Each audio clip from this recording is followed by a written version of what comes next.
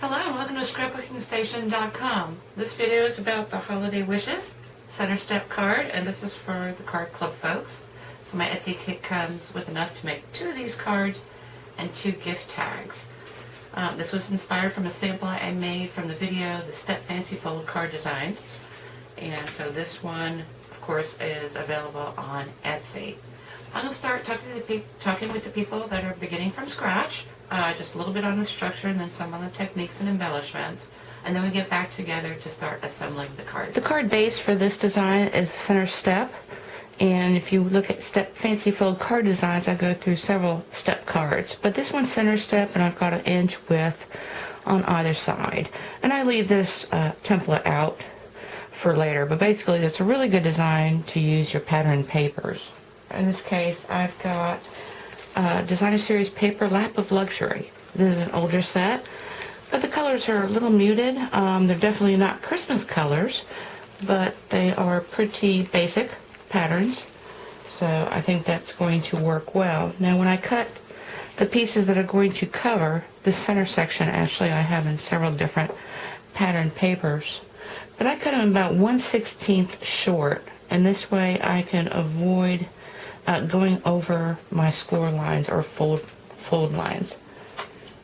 Now I want to spend a little time talking about this focal element. And so I started with the holiday ornament framelits from Stampin' Up. And actually I had seen a product that had 3 different ornament shapes but with filigree in them.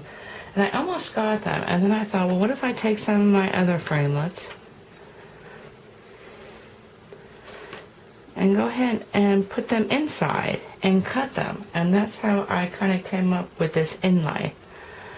So I've got the purple, that's actually Elegant Eggplant, pretty in pink, and this piece will fit right in there. And then to really make it pop, I've just got some holographic paper. So it's a neat way to save you some money and also kind of give new life to some of your existing framelits. So I can get back to the people with the card kit, and we'll get started.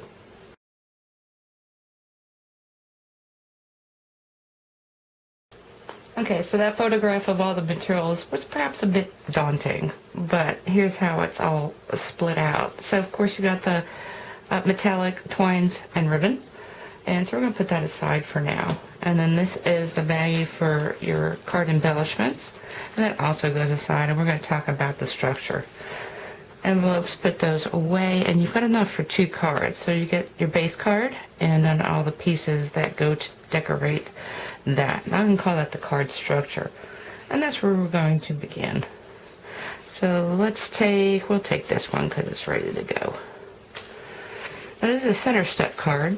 So I want you to go ahead and take the base, and the first thing you want to do is carefully score it. Now I've cut and scored for the people with the card kit.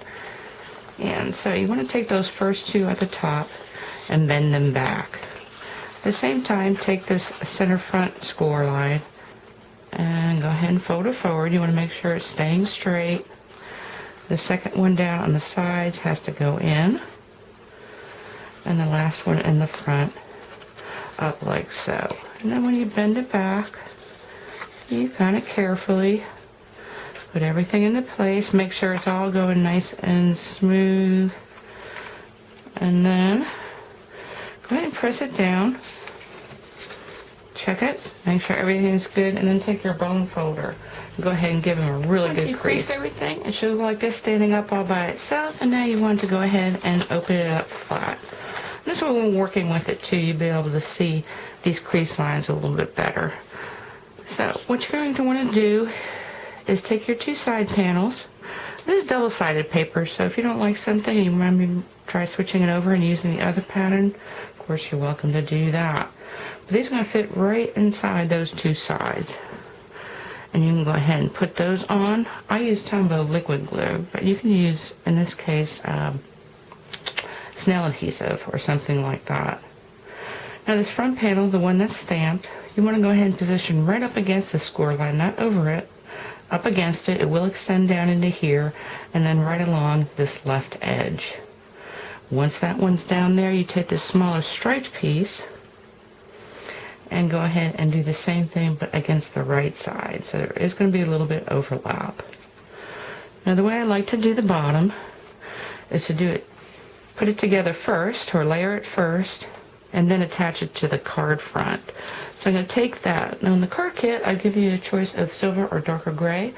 So you can pick. I'm going to use the darker gray in this example, so I'm going to put that on top of there.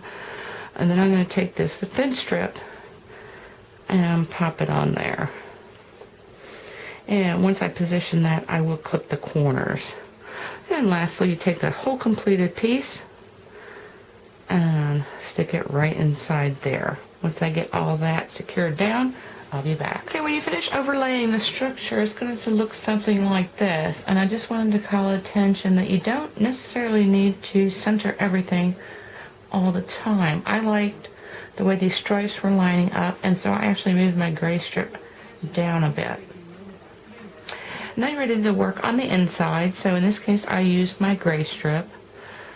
And usually when the base card is this light color, I don't include a panel, but I did because that gives this card just a little more balance, because there is a lot on the front and there's going to be more. And this way it just kind of seems to stand up a little bit better, a little more stable. Okay, so let's get into this bag of embellishments. When you open it up, this is everything in there. And so these are like really for the very end. And what I want to talk about now are these guys. So you're going to need one each of these elements. You can put everything else aside. You're going to need one each of these stamped ornaments.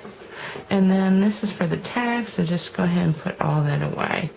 So let's work on this. Let's look at the focal ornament. And these are all die cuts. And you actually have to look at them pretty close, because there is a right side, which is a little bit rounded, and there's a wrong side, which has just got a sharper edge to it. And that's true on the solids, as well as all these smaller pieces. Actually, this one is easy to see because it's got some embossing on it. Now, this holographic paper is actually peel and stick. I didn't think it would be. So you want to go ahead and play with the back until you get to peel it off, and then you put it right on top of this silver. Originally, I wasn't going to use this holographic, but since I've got those little stickers, I think this would go well. So you want to put it right on top of that silver base. From there, you take glue. Make sure you've got the right side up on that. Pop that right on there again, matching around the edges, and then this goes into the center.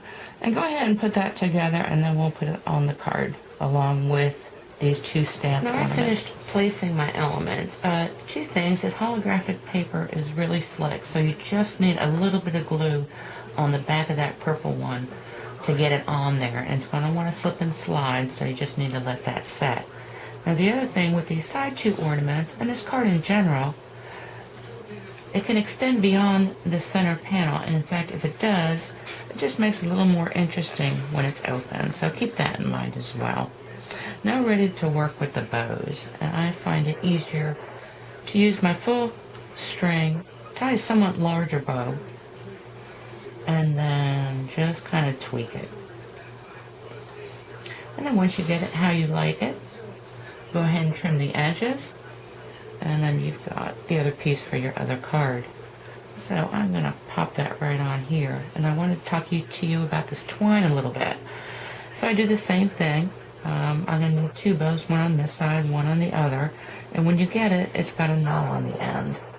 And that's because if you let it alone, it will unravel, the silver especially. So if you want to keep that twined in, go ahead and knot it, tie your bow, tweak it, and then knot your other end, and then I'm going to cut it off before placing it.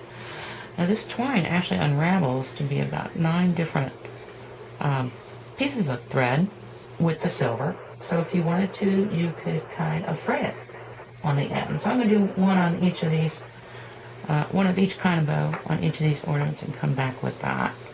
And then lastly, you decide on these stickers.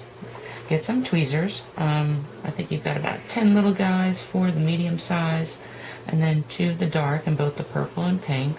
And you can position them anywhere. Remember, you've got an inside of the card as well. So I'll be back after I put all those on, and then we'll spend just a couple seconds talking about the gift tag. Okay, I've got all the bows on and all the stickers, and it is just a really pretty card. I think if this was sitting on a mantle, you know, it's just like this subtle reflection. It's almost like a sparkle. And I just put two more of those circles on the inside. So anyway, really pretty. Before mailing, or actually after I've made it, I would actually put this on a very thick book. And this way it will really mail flat. Anyway, really pretty. I wanted to show the people that started from scratch, if you use different papers. The look is totally different, but still just as elegant. This is maybe more of a country look. Anyway, oh, I did want to talk about the tag. So it's a very simple tag. It's got to from, if you don't like that stamped in it. Let me move this out of the way. And then this one actually has a score line right at the neck. And so all you want to do is put a pretty heavy amount of glue there. Pop it on. It can always go either way again. And then lastly, there's this piece of stretchy twine.